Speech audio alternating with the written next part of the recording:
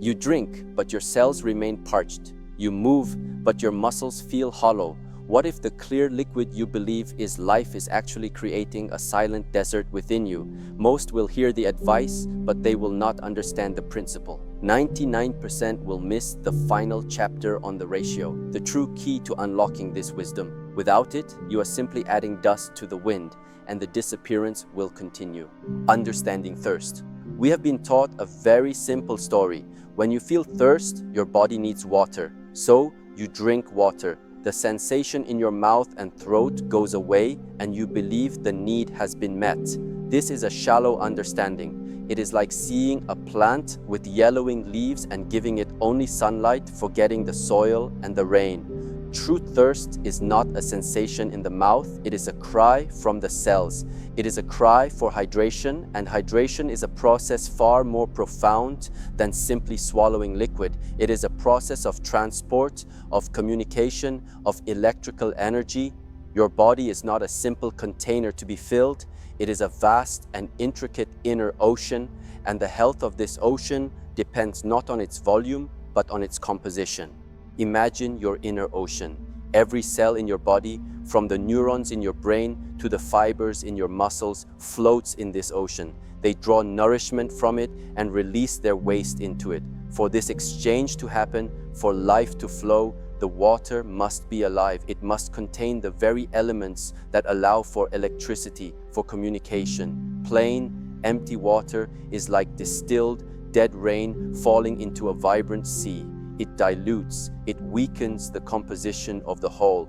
It can, in a state of imbalance, actually make things worse. It can flush out the very minerals that give the ocean its life, leaving the cells unable to communicate, unable to function, unable to truly drink.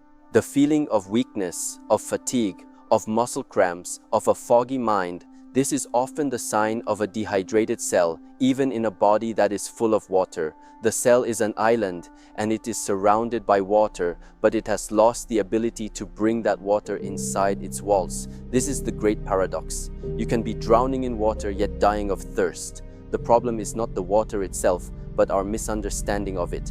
We have been taught to seek purity in our water, to filter it, to strip it of everything. But in doing so, we have stripped it of its life force. We have created an empty vessel. The first step on the path of wisdom is to recognize that the cry for thirst is a cry for living water, for water that carries the spark of life within it. This understanding changes everything. It moves us from a mechanical act of drinking to a conscious act of nourishing our inner ocean. We are no longer just filling a tank. We are tending to a sacred ecosystem. We are becoming the stewards of our own inner sea. This stewardship requires a deeper knowledge. It requires us to look beyond the surface sensation of thirst and to ask a more profound question. What do my cells truly need to not just survive, but to thrive? What are the elements that turn empty water into living water? When we begin to ask these questions, we are no longer passive victims of aging and weakness. We are active participants in our own renewal. We are stepping onto a path of mastery over our own vitality. Empty water. Let us look more closely at this concept of empty water. In our modern world, we are obsessed with purity, but we often confuse sterility with vitality. We filter our water, we distill it, we reverse osmose it, we strip it of all its minerals, all its character, all its history, believing that this makes it better, cleaner, safer. From a certain perspective, this is true. We remove potential contaminants, but from the perspective of our biology, we have created a profound problem. We have created a substance that is energetically void. It is a blank slate, and nature abhors a vacuum. When you drink this empty water, it enters your system and seeks to find balance. It is a fundamental principle of chemistry and physics. The water inside your cells is rich with minerals, potassium, magnesium, sodium, and many others. It is a complex, salty, living soup. The empty water you drink has a powerful osmotic pull. It wants to draw these minerals out of your cells and out of your tissues to achieve equilibrium. So, if you are already in a state of slight mineral depletion, which is incredibly common, especially as we age, Drinking large amounts of plain water can actually accelerate this depletion. You drink to hydrate, but you inadvertently dehydrate your cells on a deeper, more fundamental level. You are flushing away the very sparks of life. Think of it this in another way. Your muscles do not run on water, they run on electricity. Every single contraction, every movement, from the blinking of your eye to the beating of your heart, is the result of a complex electrical signal. Water itself does not conduct electricity well. It is the minerals dissolved in the water, the electrolytes, that carry the charge. Empty water is like a wire made of rubber. It cannot transmit the message. Living, mineralized water is like a wire made of copper. It is a superb conductor of life's energy. When you provide your body with only empty water, you are essentially weakening the entire communication network of your body. The signals from the brain to the muscles become weaker, less precise. The muscles themselves lack the essential minerals needed to contract and relax properly.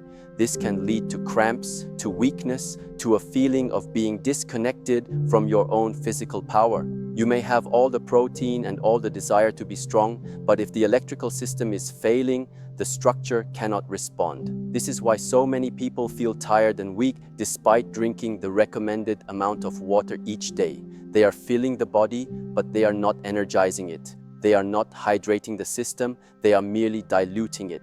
To reverse the disappearance of muscle, we must first reverse this process of dilution. We must stop drinking empty water and start remineralizing our inner ocean. We must learn to add back the life force that has been stripped away.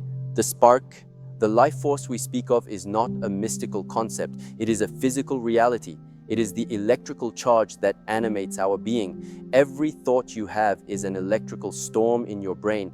Every beat of your heart is a coordinated electrical pulse, and every movement you make is a symphony of electrical signals firing from your brain down your spinal cord and into the muscle fibers. Without this electricity, we are nothing more than inert matter. The question then becomes, what carries this electricity? The answer is minerals, specifically the minerals that become ions when dissolved in water, which we call electrolytes. These are the carriers of the spark. They are the messengers. They are what allow the vast and complex communication network of your body to function. The most important of these for muscle function are sodium, potassium, and magnesium. We have been taught to fear sodium, but this is a dangerous misunderstanding born from its association with processed industrial foods. Natural, unrefined sodium is absolutely essential for life. It is the primary electrolyte in the fluid outside our cells, in the ocean that bathes them. It is what allows a nerve impulse to travel from one point to another. Without sufficient sodium, the signal cannot be sent. Potassium is the partner to sodium. It is the primary electrolyte inside our cells. The constant energy-intensive process of pumping sodium out of the cell and potassium into the cell is what creates the electrical gradient, the battery that powers our entire existence. This is known as the sodium-potassium pump. It is the fundamental source of our life energy. An imbalance in this delicate partnership, too much sodium and not enough potassium, or vice versa, leads to a breakdown in communication. The battery weakens, the signals become fuzzy, the muscles cannot fire properly, and then there is magnesium. If sodium and potassium are responsible for the spark of contraction, magnesium is the master of relaxation. It is the calm that follows the storm. Every time a muscle contracts, it needs magnesium to be able to release and relax. Without magnesium, the muscle remains in a state of partial contraction, leading to stiffness, tension, and cramps. Magnesium is also a cofactor in over 300 enzymatic reactions in the body, including the very creation of energy itself. It is the quiet, essential manager working behind the scenes to make sure everything runs smoothly. When these three elements are deficient, the entire electrical system begins to fail. The spark of life begins to dim.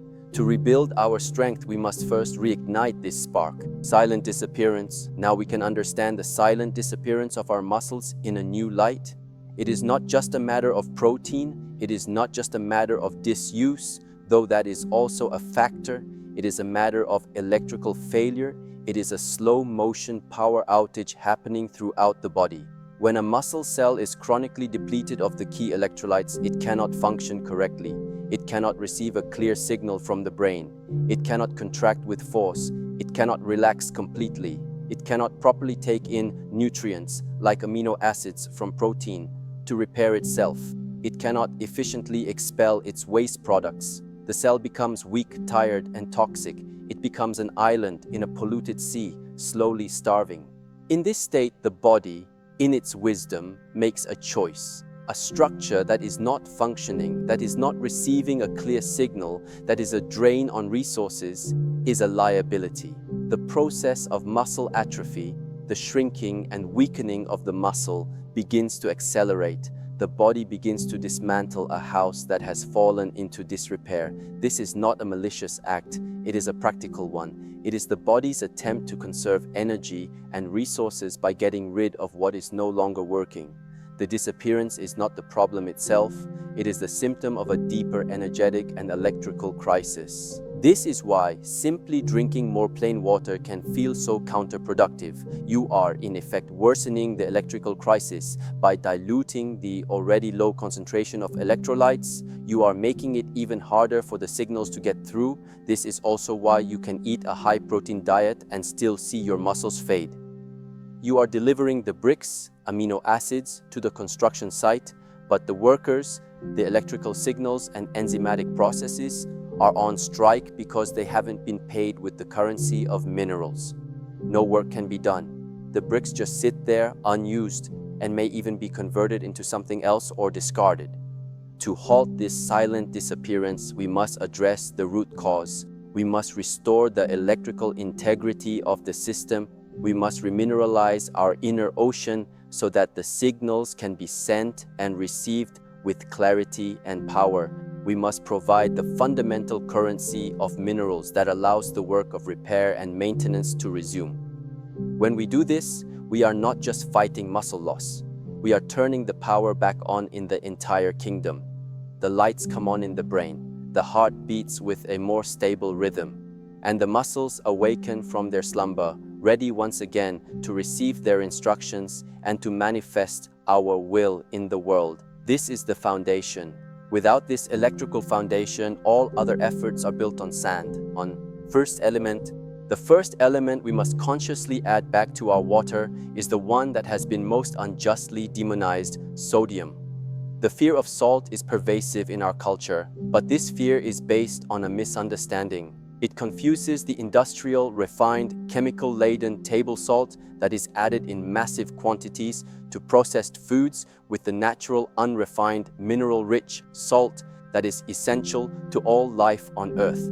To fear all salt is like fearing all fire because a wildfire can be destructive. A contained, intentional fire is the source of warmth, light, and transformation.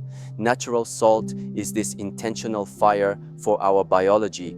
The salt we must seek is not the pure white, stripped-down sodium chloride found in a typical salt shaker. We must seek out unrefined sea salt, such as Celtic sea salt or ancient salt from deep within the earth, like Himalayan pink salt. What is the difference? Refined table salt is about 99% sodium chloride, with anti-caking agents and other chemicals often added. Unrefined salt is a complex and beautiful symphony of minerals.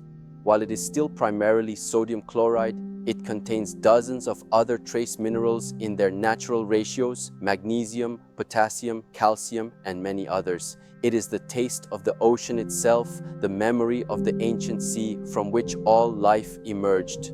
When you add a small pinch of this mineral-rich salt to your water, you are not just adding sodium, you are adding a broad spectrum of life-sustaining elements.